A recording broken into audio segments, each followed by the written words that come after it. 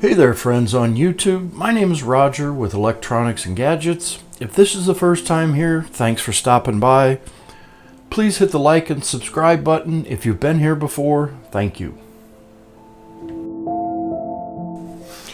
For my next video, I want to talk about the Airpods Pro and probably more than likely the new Airpods 2 and fixing the ear tip test.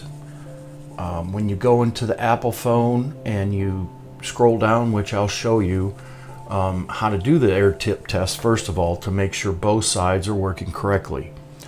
But I wanted to start to give a little background. I purchased the Airpods Pro when they first came out to the public. I had them for about 6 months, and then all of a sudden I noticed a little sound quality degradation in one side. I did the ear tip test and one side failed. I tried everything, tips, wiping them, different tips, looking at them actually where the mesh is, and there was no dirt around them. I had them sent off to Apple free of charge because I was under warranty and received a fixed new set. Fast forward about 4 months, almost before the warranty expires, and the other side failed the tip test. Tip fit test, actually it's called. Fast forward again, and then the other side failed, and it kept doing this back and forth, probably about 7 different times, me sending them in, getting a new set, a refurbished set of course, sending them in, reset, he kept doing it. So currently I finally was out of warranty and a side failed again. I did some research on how they were made, and I came up with this way to fix the fit tip test. That's a tongue twister there. So I took a toothbrush, I slightly wet it, and I scrubbed it very gently. So on all the meshes, you can actually see that there's meshes, and I'm going to show a close up.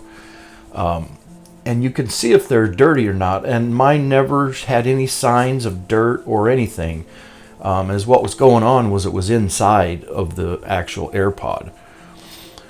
So you want to scrub it, all the meshes, not where the sound comes out. I never messed with that one because that wasn't the issue. But the other side, and what I did was, and this is going to sound funny, but it works. You put your mouth on it and you suck in.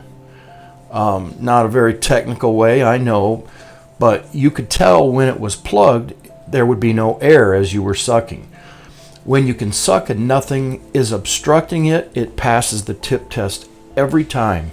Every time it's ever failed on me now, I slightly use the toothbrush, get a little wet, and then you suck in. If air comes in, it's going to pass the tip test, I guarantee it.